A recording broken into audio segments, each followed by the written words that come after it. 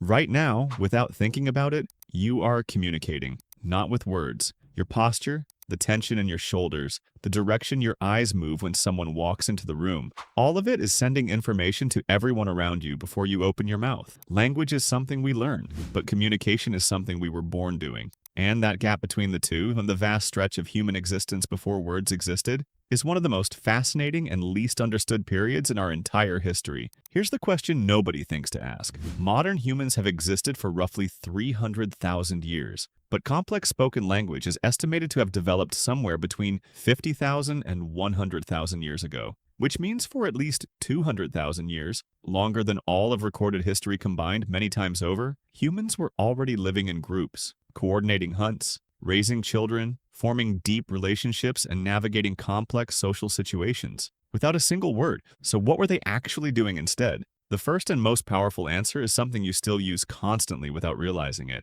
the human face. Of all the primates on Earth, humans have the most expressive faces by a significant margin. We have over 40 distinct facial muscles, far more than any other species, capable of producing thousands of combinations of expression: fear, disgust, joy, suspicion, warning, invitation. These expressions aren't learned. Studies on children born blind, who have never once seen another human face, show they produce the same core expressions in the same emotional situations as sighted people. The face is hardwired. It was communicating long before language existed to accompany it. But expression alone has limits. It works at close range and good light when people are facing each other. Ancient humans needed something that could travel further, so they used their bodies. Gesture came before speech in human evolutionary history. This is no longer seriously debated among researchers. The same brain regions that control fine motor movement in the hands are closely linked to the language centers that developed later. Some linguists now believe that early human language didn't begin as sound at all.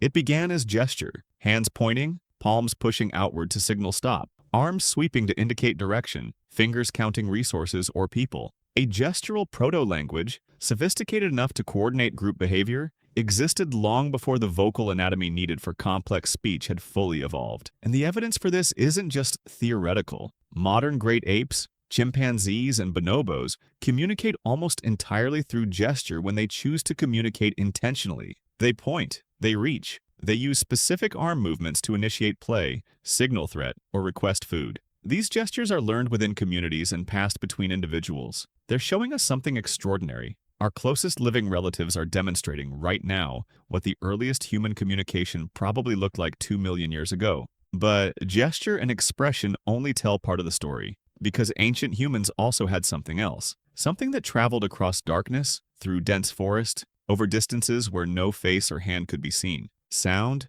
not language, not words, but sound used with intention, rhythm, tone, volume. Ancient humans almost certainly used vocalizations the way many animals do today. Specific calls for specific situations. A sharp repeated sound for danger. A low sustained tone for calm. A rising pitch for uncertainty. A falling one for resolution. These weren't random noises. They were a system, refined over hundreds of thousands of years, carrying meaning that every member of the group understood without ever being formally taught. But here's where the story gets genuinely surprising, because ancient humans didn't just communicate information. Long before language existed, they were communicating something far more complex: emotion, identity, belonging. And the tool they used for this has survived, essentially unchanged, for hundreds of thousands of years: music. The oldest known musical instruments, bone flutes carved from vulture and mammoth ivory, have been found at sites in Germany dating back 40,000 years. But the instruments are almost certainly not the beginning.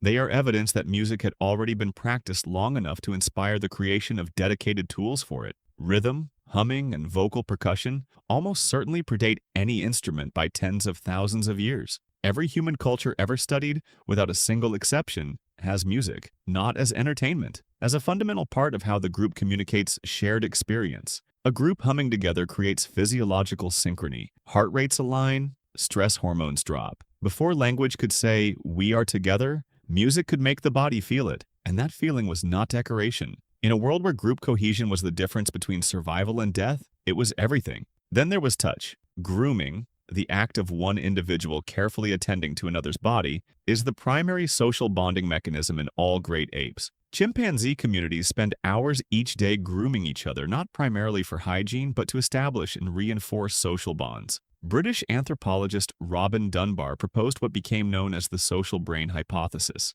That is, ancient human groups grew too large for grooming to maintain all necessary bonds. Language eventually evolved as a way to groom multiple people simultaneously through conversation. In other words, talking to someone may be, at its deepest evolutionary root, a substitute for touching them. Which means every conversation you've ever had with a friend, every moment of real connection built through words, might trace its origin back to two ancient humans sitting together in the afternoon light, one carefully attending to the other. But perhaps the most remarkable form of pre-language communication was the one that required none of these things. No face, no hands, no sound, no touch. Attention itself. Picture this: a young hunter sitting at the edge of a group, watching the elder's eyes. Not listening. There are no words yet. Just watching? Which direction does the elder glance before a decision? Where does his body tense? When does he relax? In a world without language, this careful reading of another person was not a social skill. It was survival intelligence. An individual who could track the emotional state of every person in the group, who understood without a single word